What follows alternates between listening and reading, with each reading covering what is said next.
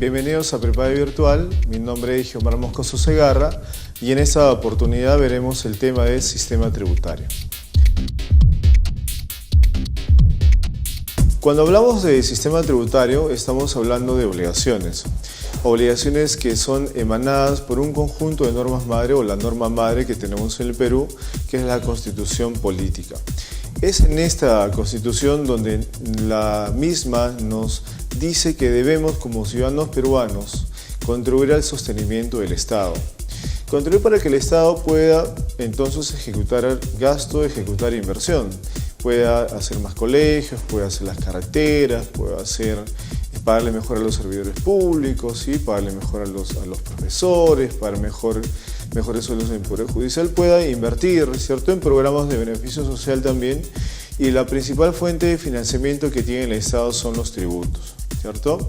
Los tributos además están divididos en impuestos, están divididos en contribuciones y están divididos en tasas. Ahora, si bien es cierto, la Constitución emana la obligación de todos los ciudadanos peruanos y también extranjeros que realicen algún tipo de actividad en el país de contribuir, también nos dice que debemos de hacerlo de acuerdo a nuestra capacidad económica, es decir, quien más ingresos genera o quien mayor volumen comercial tiene es quien más impuesto debería de pagar.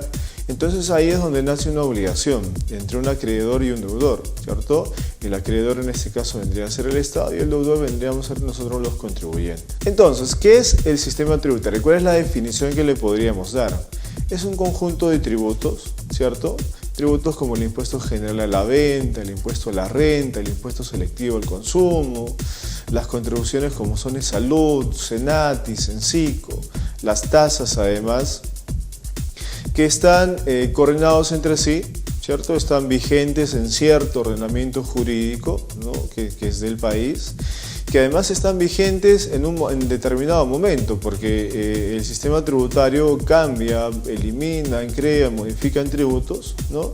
Y que está sujeto a ciertos principios generales que tiene nuestro sistema tributario, con el logro de recaudar, que es una finalidad fiscal y extrafiscal, de concientizar, eso es un tema de valores, es un tema que acompaña muchas variables que observar. Hablábamos que los tributos o nuestro sistema tributario estaba regido por algunos principios. Bueno, estos, como podemos apreciar en el cuadro que vamos a ver a continuación, tenemos ahí 6 principios generales que rigen nuestro sistema tributario. Ellos son legitimidad, hablamos primero de un ordenamiento jurídico, ¿cierto? Nuestro sistema tributario tiene que ser validado con un entorno favorable, con un ordenamiento jurídico adecuado, debe tener reserva de ley, es decir, solamente pueden ser creados, modificados, eliminados con normas con rango de ley, ¿cierto? Debe respetar además los derechos fundamentales de las personas, libertad de crear empresa, asociarse, ¿sí? Ningún tributo podría ser impuesto cortando esos derechos fundamentales. No debe ser confiscatorio además, no debe tener el ánimo de incautar, de confiscar, de retener algún bien o propiedad de alguna empresa o de alguna persona. Debe ser equitativo o igualitario, es decir, si es que se aumenta una tasa de un impuesto, se crea un impuesto nuevo, se reduce el impuesto, entonces esa modificación debe afectar a todos por igual, ¿cierto? Y debe estar de acuerdo a la capacidad contributiva, es decir, quien más capacidad de generar pago de tributos tiene, más tiene que pagar. Y quien menos capacidad tiene de generar ingresos, obviamente menos paga, ¿no? Esos son los principios bajo los cuales se rige nuestro sistema tributario y uno de ellos era el principio de legitimidad y un principio de reserva de ley. Entonces, como también vamos a apreciar en el cuadro a continuación, vemos que los tributos solamente pueden ser creados, modificados, eliminados con normas de segundo nivel, ¿no? Con normas de rango de ley, teniendo como la norma madre la Constitución Política. Ojo, salvo excepción. Por ejemplo, en el tema de tributación municipal, si los mismos municipios tienen la facultad de emitir ordenanzas, de modificar tasas, según pues vea la conveniencia de ellos. Entonces eso ya no son normas con rango de ley, pero solamente casos, como digo, especiales como lo que es la tributación municipal. Entonces, en el tema de nuestro sistema tributario, tenemos una división básica, tenemos divididos a nuestro sistema tributario en impuestos, impuestos como el IGB, como el impuesto a la renta, contribuciones como Senatis, Cencico de Salud y tasas, ¿no? Que generalmente se hacen con la contraprestación de un servicio personalizado. ¿Cuál es una característica de los impuestos? Es que cuando uno va al banco, cuando uno declara su impuesto y cuando uno va al banco después a pagar su impuesto, por ejemplo la renta mensual o la declaración anual que se hace, uno no recibe un beneficio directo. Por lo tanto, es ahí donde tenemos una contraprestación indirecta, ¿cierto? Es decir, el Estado no da algún bien o algún servicio a cambio del pago del impuesto. Indirectamente sí beneficia a todos, tanto al que paga como al que no paga, porque con esos recursos el Estado pues invierte y hace obra. Las contribuciones, sin embargo, como Senati, como Cencico, como de Salud, tienen otra característica. Cuando uno aporta o cuando el empleador aporta de salud, entonces el empleado tiene el derecho de atenderse en cualquier hospital y sistema de salud, ¿cierto? Cuando la empresa aporta Senati, Cencico, tiene también la facultad de poder echar mano de la fuerza laboral especializada que se capacita en estos centros. Entonces estamos hablando de cierto beneficio directo al contribuyente, ¿no? Y el tema de las tasas, ahí sí hay un servicio personalizado al contribuyente, porque si uno va y paga una tasa, entonces de parte del Estado recibe un servicio, como decía, personalizado. Es así como se dividen nuestros tributos, y hay algunos tributos que van directamente al gobierno central, entre comillas van, y algunos que son administrados y que son recaudados directamente por los gobiernos locales, ¿cierto?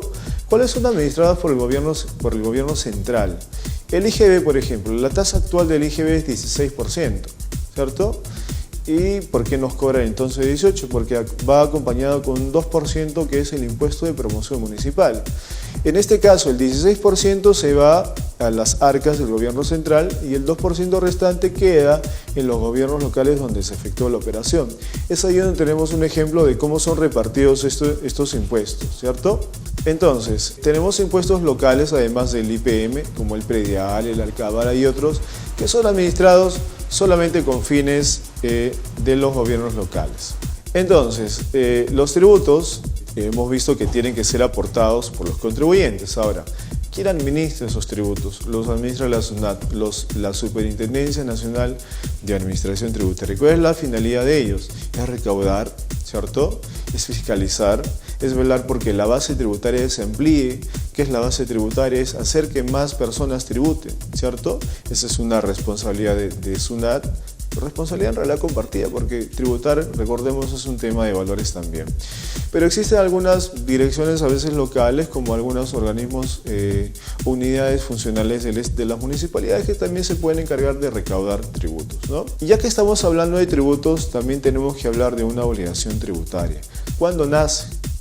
Cuando yo ejerzo alguna actividad comercial, alguna actividad empresarial, cuando ejerzo profesión, ciencia, arte u oficio o cualquier actividad que me genere a mí una ganancia o que intente generarme una ganancia, entonces ahí nace una obligación tributaria, ¿cierto? Entonces estamos hablando de ahí de un vínculo, el nacimiento de un vínculo entre un acreedor y un deudor tributario. Las leyes precisamente tienen pues por objeto hacer cumplir que esa obligación sea pues cumplida finalmente. Ahora, cuando estamos hablando de obligación tributaria tenemos tres tipos de obligaciones, ¿cierto? Primero, obligación a dar, ¿sí? Que es pagar tus tributos si es que te corresponde. Luego tenemos la obligación de hacer, es decir, hay algunas veces en algunos tributos que no es necesario ni pagar, sino simplemente presentar declaraciones. A esas declaraciones se les conocen como declaraciones informativas, ¿cierto? Y las declaraciones que yo hago con el fin de determinar impuesto a pagar se llaman declaraciones determinativas. Ahora, tenemos la obligación de hacer estos dos tipos de declaraciones con pago o no, pero también estamos en la obligación de atender fiscalizaciones en caso la SUNAT nos requiera alguna especie de información, ¿no? Entonces, debemos ver ahí tres obligaciones básicas en el nacimiento de las obligaciones tributarias. ¿Qué sucede si, por ejemplo, no cumplo con mi obligación tributaria? Bueno, entonces uno se hace acreedor seguramente de alguna multa, ¿cierto? Que está calculada, dependiendo de esta sea, en base a una unidad de referencia que se llama la unidad impositiva tributaria. ¿cierto? Que en este año, recordemos, en este año 2013 está en 3.700 soles. Pero en el tema de no pago de obligaciones hay dos conceptos que deberíamos diferenciar bien. Uno es la evasión tributaria y otro es la elusión tributaria. ¿Cuál es la diferencia entre ambos? Evasión es cuando yo no pago impuestos o no pago totalmente mis impuestos, pero no con el amparo de la ley, es violando alguna norma tributaria, ¿cierto? Por ejemplo, cuando un negocio con la intención de pagar menos impuestos no emite el comprobante de pago, está evadiendo impuestos. Eso es evasión tributaria. Pero en cambio existe también la elusión tributaria, que es cuando, valiéndose de alguna parte de la ley, el contribuyente puede disminuir su cantidad de impuestos a pagar o quizás no pagarlo, pero bajo el amparo de la ley, ¿cierto? Entonces ahí estamos hablando de elusión. Eso no es un delito ni es punible por parte de SUNAT. Estamos hablando de alguna acción en base a la ley. Esa es la elusión tributaria. Entonces, como conclusión, tenemos un sistema tributario que obedece a ciertos lineamientos, a ciertos principios: igualdad, no confiscatoriedad, el respeto a los derechos fundamentales, pero también regido bajo un ordenamiento jurídico. Pero lo que no debemos olvidar es lo siguiente: que todos debemos aportar y contribuir al sostenimiento del Estado. Es una obligación emanada por nuestra norma madre, que es la Constitución, porque es la principal fuente de financiamiento del Estado. Bien, hemos culminado con la presente sesión. Mi nombre es Giomar Moscoso Segarra y nos vemos en una próxima oportunidad.